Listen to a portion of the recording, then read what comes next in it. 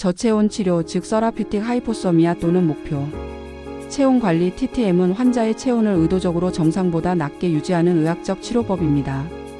이를 통해 조직 손상을 최소화하고 치료 효과를 극대화합니다.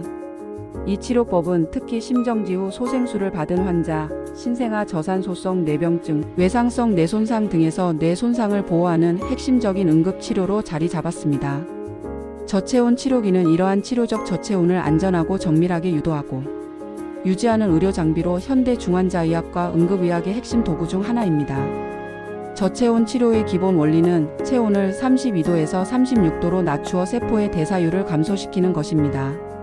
또한 산소 소비량을 줄이고 염증 반응을 억제하여 조직 손상을 최소화합니다.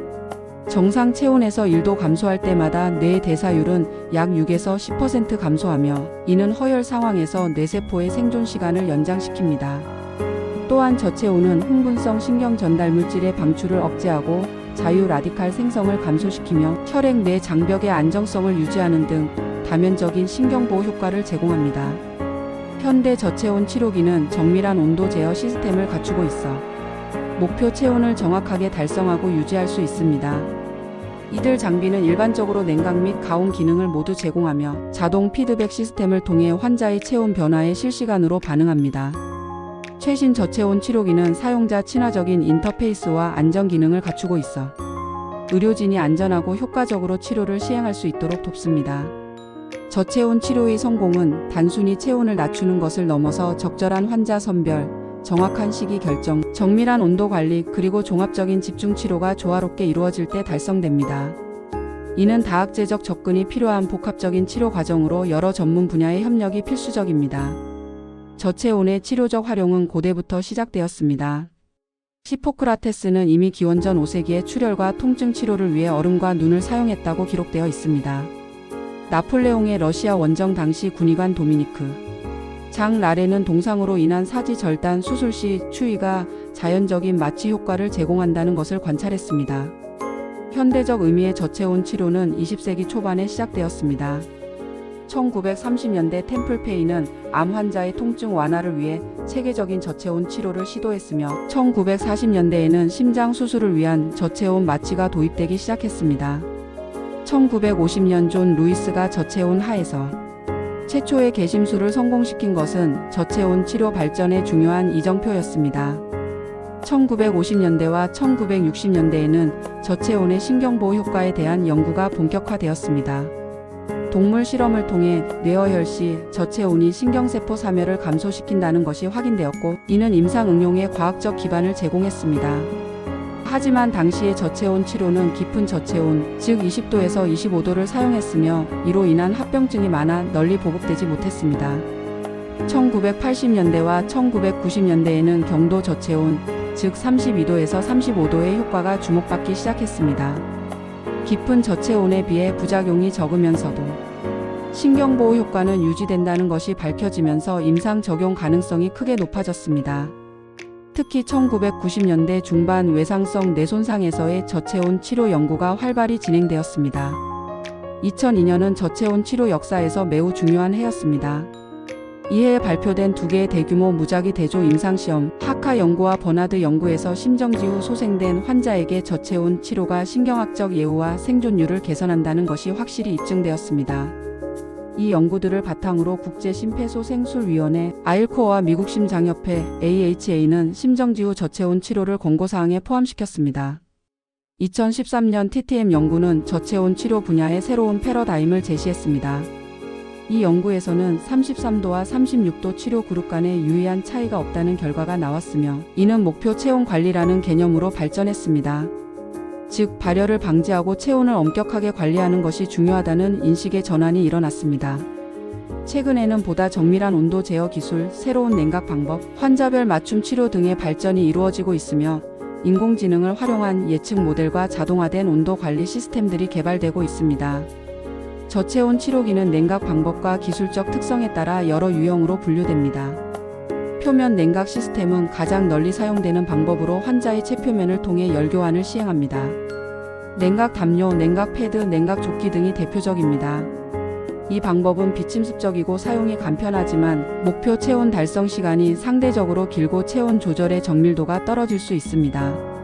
혈관 내 냉각 시스템은 중심 정맥이나 대퇴정맥에 특수 카테터를 삽입하여 혈액을 직접 냉각하는 방법입니다.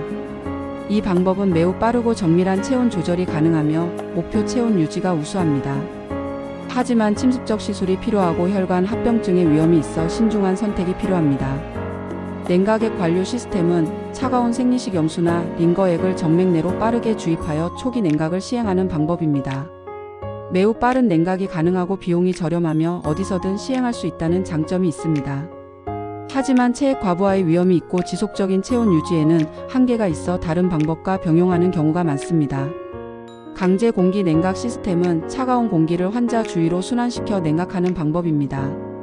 비침습적이고 감염 위험이 낮으며 환자 접근이 용이하다는 장점이 있습니다. 하지만 냉각 속도가 상대적으로 느리고 환경 온도에 영향을 받을 수 있습니다. 경비강 냉각 시스템은 비강을 통해 뇌를 선택적으로 냉각하는 혁신적인 방법입니다. 뇌 조직에 직접적인 냉각 효과를 제공할 수 있어 신경보호 효과가 우수하며 전신 냉각에 비해 부작용이 적다는 장점이 있습니다. 최신 저체온 치료기들은 자동 피드백 제어 시스템을 갖추고 있어 환자의 체온을 실시간으로 모니터링하고 자동으로 냉각 또는 가온을 조절합니다.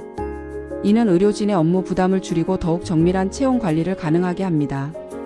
또한 다중 온도 센서를 사용하여 핵심 체온, 피부 온도, 내 온도 등을 동시에 모니터링할 수 있습니다. 스마트 알고리즘을 탑재한 최신 기기들은 환자의 개별적 특성을 학습하여 최적의 냉각 및 가온 프로토콜을 자동으로 설정합니다. 이는 환자별 맞춤 치료를 가능하게 하고 치료 효과를 최적화합니다. 저체온 치료의 가장 확립된 적응증은 심정지 후 소생술을 받은 성인 환자입니다. 특히 심실세동이나 무맥성 심실빈맥으로 인한 심정지에서 효과가 가장 잘 입증되어 있습니다. 자발순환 회복 후 의식이 없는 환자에서 저체온 치료는 신경학적 예후와 생존율을 개선시킵니다. 현재 국제 가이드라인에서는 심정지 후 혼수 상태인 성인 환자에게 32도에서 36도의 목표 체온 관리를 권고하고 있습니다. 신생아 저산소성 허혈성 뇌병증 HIE도 저체온 치료의 중요한 적응증입니다. 재태기간 36주 이상, 출생체중 1800g 이상의 신생아에서 중등도 이상의 HIE가 있는 경우 72시간 동안 33.5도의 저체온 치료를 시행합니다. 이는 뇌성마비와 발달 장애를 현저히 감소시키는 것으로 입증되었습니다. 외상성 뇌손상에서의 저체온 치료는 아직 논란이 있지만 일부 연구에서 긍정적인 결과를 보이고 있습니다. 특히 두개 내압 상승을 조절하기 어려운 중증 외상성 뇌손상에서 구제 치료로 사용될 수 있습니다. 하지만 체계적인 적응증과 프로토콜이 확립되지 않아 추가 연구가 필요한 상황입니다. 급성 뇌졸 중에서도 저체온 치료의 효과가 연구되고 있습니다. 특히 대혈관 폐색으로 인한 급성 뇌경색에서 혈관 재개통술과 함께 저체온 치료를 시행하는 연구들이 진행되고 있으며 일부에서 긍정적인 결과를 보이고 있습니다. 척수 손상에서의 저체온 치료도 주목받고 있습니다. 급성 척수 손상에서 저체온이 2차적 손상을 줄이고 신경학적 회복을 개선할 수 있다는 전임상 연구 결과들이 있어 임상 시험이 진행되고 있습니다. 수술 중 신경 보호를 위한 저체온 치료도 중요한 적용 분야입니다. 최근에는 심근경색에서도 저체온 치료의 효과가 연구되고 있습니다. 저체온 치료의 신경보호 효과는 매우 복합적이고 다면적인 기전을 통해 나타납니다. 대사율 감소는 가장 기본적이고 중요한 효과입니다. 체온이 1도 감소할 때마다 뇌의 산소 소비량과 포도당 대사율이 6에서 10% 감소합니다. 이는 허혈 상황에서 뇌세포가 생존할 수 있는 시간을 연장시키고 에너지 고갈로 인한 세포 사멸을 지연시킵니다. 흥분성 신경 전달 물질 감소도 중요한 신경보호 기전입니다. 허혈 시 과다 분비되는 글루타메이트, 도파민, 노르에피네프린 등의 흥분성 신경 전달 물질이 저체온에 의해 억제됩니다. 이는 흥분 독성으로 인한 신경세포 손상을 예방합니다. 염증 반응 억제는 저체온의 또 다른 중요한 효과입니다. 허혈 재관류 손상 시 발생하는 염증성 사이토카인의 분비가 저체온에 의해 억제됩니다.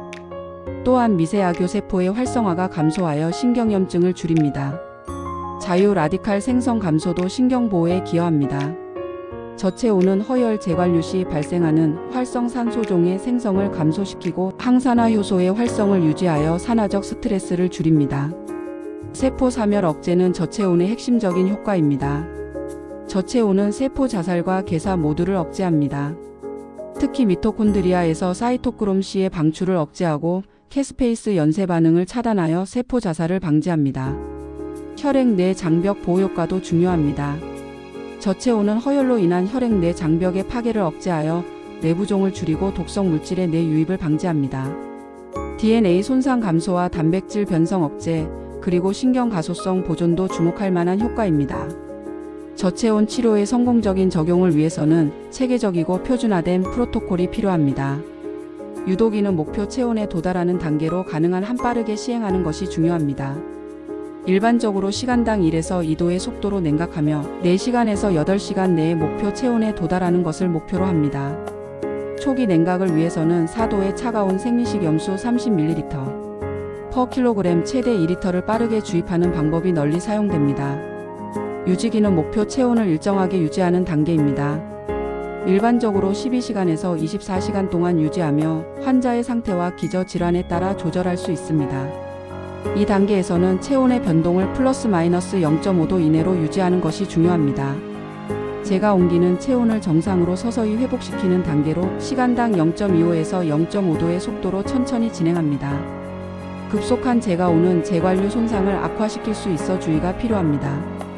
목표 체온 37도에 도달한 후에도 24시간에서 72시간 동안 발열을 엄격하게 조절해야 합니다. 체온 모니터링은 전 과정에서 지속적으로 이루어져야 합니다. 진정과 진통은 저체온 치료 중 필수적이며 떨림을 방지하기 위해 사용됩니다. 합병증 모니터링도 중요합니다. 저체온 치료는 많은 이점을 제공하지만 동시에 여러 부작용과 합병증의 위험을 수반합니다. 심혈관계 합병증이 가장 흔하고 중요합니다. 저체온은 심박수를 감소시키고 부정맥을 유발할 수 있습니다. 특히 체온이 32도 이하로 내려가면 생명을 위협하는 부정맥이 발생할 수 있어 주의가 필요합니다. 혈액학적 합병증도 중요한 문제입니다. 저체온은 혈소판 기능을 억제하고 응고 과정을 지연시켜 출혈 경향을 증가시킵니다. 또한 혈액 점도가 증가하여 미세순환 장애를 일으킬 수 있습니다. 감염 위험 증가는 저체온 치료의 중요한 부작용입니다. 저체온은 면역 기능을 억제하여 세균, 진균, 바이러스 감염의 위험을 증가시킵니다. 전해질 불균형도 흔히 발생합니다. 저체온은 저칼륨 혈증을 유발할 수 있고 인슐린 감수성을 감소시켜 고혈당을 야기할 수 있습니다. 또한 이뇨와 탈수를 일으킬 수 있습니다. 신경학적 합병증으로는 의식 저하 연장, 간질 발작, 근육 강직 등이 있을 수 있습니다. 피부 합병증은 주로 표면 냉각 시 발생할 수 있으며 떨림은 저체온 치료의 가장 흔한 문제 중 하나입니다. 약물 대사 변화도 고려해야 할 요소입니다. 저체온 치료기 기술은 지속적으로 발전하고 있으며 최근 몇 년간 여러 혁신적인 기술들이 도입되었습니다. 인공지능과 머신러닝의 적용이 가장 주목받는 발전 중 하나입니다. AI 알고리즘은 환자의 개별적 특성을 학습하여 최적의 냉각, 가온 프로토콜을 자동으로 설정하고 합병증을 예측하여 사전에 대응할 수 있게 해줍니다.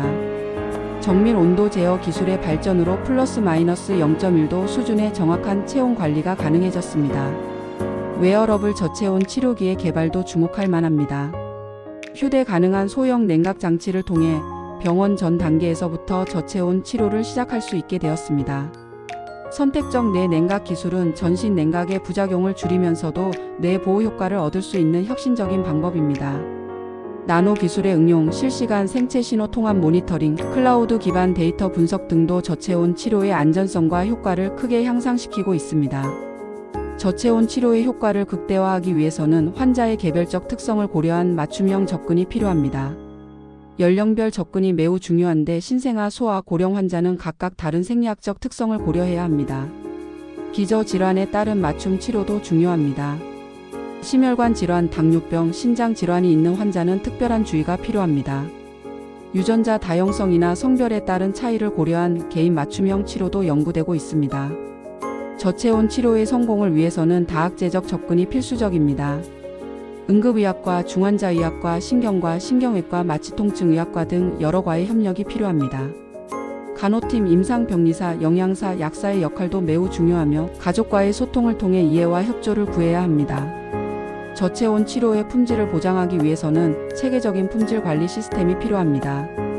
표준화된 프로토콜의 수립과 준수, 지속적인 모니터링과 기록, 성과 지표의 설정과 측정, 정기적인 교육과 훈련, 외부 평가와 인증 등이 중요합니다. 저체온 치료의 경제성은 복합적인 관점에서 평가되어야 합니다. 초기 비용은 높지만 장기적인 요양 비용 감소와 사회 복귀를 통한 생산성 회복을 고려하면 비용 효과적인 치료법임이 입증되고 있습니다. 저체온 치료 분야의 연구는 여러 방향으로 활발히 진행되고 있습니다. 개인 맞춤형 저체온 치료, 새로운 냉각 기술 개발, 바이오마커 연구, 약물과의 병용 치료, 인공지능과 빅데이터의 활용, 로봇 기술의 도입 등이 미래 전망을 밝게 하고 있습니다. 전 세계적으로 저체온 치료의 도입과 활용 현황은 국가와 지역에 따라 큰 차이를 보입니다. 선진국에서는 표준 치료로 자리 잡았지만 개발도상국에서는 접근성이 제한적입니다. 국제 표준화의 필요성이 커지고 있으며 교육과 인증 프로그램의 국제화를 통해 전 세계적으로 일관된 품질의 치료를 제공하려는 노력이 계속되고 있습니다. 결론적으로 저체온 치료기는 현대 응급의학과 중환자의학에서 없어서는 안 될 핵심 장비로 자리 잡았습니다. 기술적 발전도 눈부시며 인공지능과 나노 기술의 도입으로 더욱 정교하고 안전한 치료가 가능해지고 있습니다. 하지만 저체온 치료는 여전히 주의 깊은 접근이 필요한 치료법입니다. 부작용을 최소화하기 위해서는 숙련된 의료진과 체계적인 프로토콜, 지속적인 모니터링이 필수적입니다. 미래의 저체온 치료는 더욱 개인화되고 정밀해질 것으로 전망됩니다. 결국 저체온 치료기는 단순한 의료 장비를 넘어서 생명을 구하고 삶의 질을 보장하는 희망의 기술입니다. 지속적인 연구와 기술 발전을 통해 더 많은 환자들이 이 혁신적인 치료법의 혜택을 받을 수 있기를 기대합니다.